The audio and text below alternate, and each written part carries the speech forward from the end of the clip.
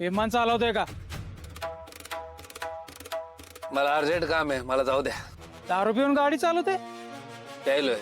अरे लाज वाटते का तुला? एवढ्या जोरात गाडी चालवतात का? अरे माझ्यामुळे कोणाला काही झालंय का? नाही ना. आणि दिवसाची गोष्ट वेगळी असते. दिवसा रोडवर वर्दळ असते. आता मोकळा रस्ता आहे, त्यात घाई आहे मला. अरे दारू पिऊन गाडी चालवतोय, एवढा मोठा गुन्हा आहे, तुला माहितीये का?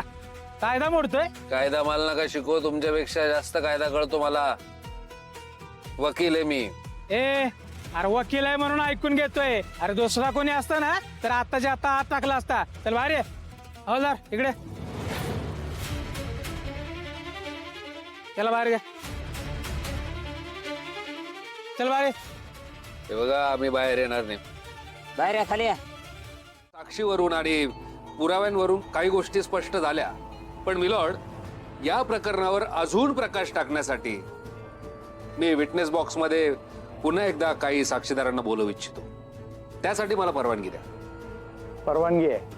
Thank you milord. मी लालीचे वडील यांना पुन्हा एकदा विटनेस बॉक्समध्ये बोलवू इच्छितो.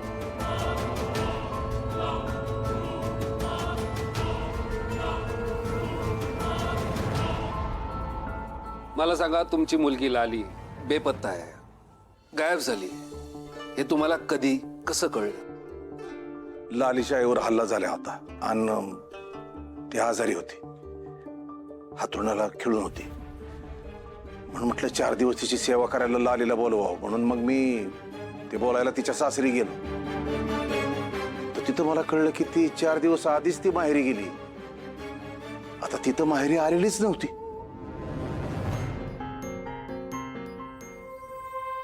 पण गोपाळचं असं म्हणणं आहे की लालीने तुमच्या फोनवरून गोपाळला फोन केला की मी माहेरी पोचलीये. हे बरोबर आहे? अहो, लाली माहेरला आलीच नाही तर माझ्या फोनवरनं गोपाळच्या फोनवर फोन कशी करेल? Point to be noted milord. सुभाषरावांचं असं म्हणणं आहे की त्यांच्या फोनवरून लालीने गोपाळला फोन केलाच नव्हता, कारण लाली घरी पोचलेलीच नव्हती.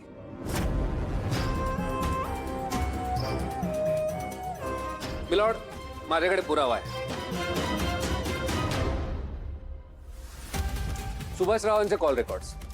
ज्या दिवसापासून लाली बेपत्ता आहे तेव्हापासून ते आत्तापर्यंत सुभाषरावांच्या फोनवरून गोपाळला फोन गेलेला नाहीये.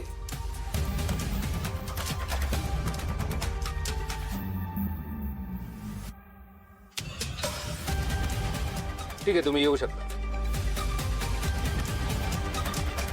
युअर ऑनर, सुभाषरावांनी दिलेल्या साक्षीची शहानिशा करण्यासाठी मी आता विटनेस बॉक्समध्ये हिम्मतराव देशमुख यांना बोलू इच्छितो. परवानगी आहे. Thank you milord.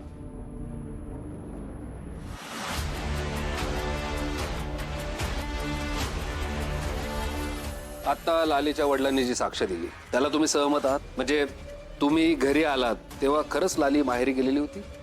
हा, तर गोपाळने आम्हाला तेच सांगितलं होतं की लाली माहेरी गेली म्हणून. काय झालं माहिती का त्या दिवशी घरामध्ये लाली आणि गोपाळ दोघच होते बरं का. आणि त्याच्यामुळे आता खरंच लाली माहेरी गेली का यानं तिचं काय केलं आम्हाला नाही माहिती बाई. हा हा, घरात कुणी नाही बघून ह्या मुडद्यानंच मारली तिला.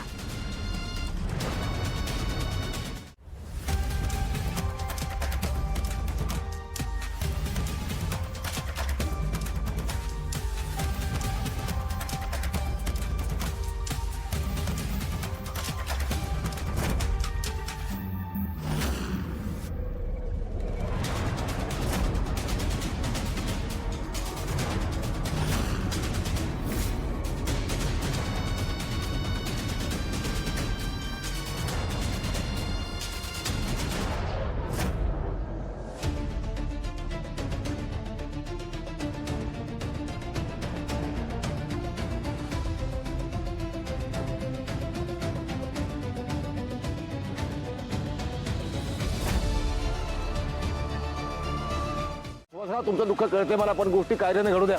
अरे काय कायदा हातात घेऊ नका. कसं मागायचं कायद्यानं? आता माझं लेकरू काही परत येणार आहे का?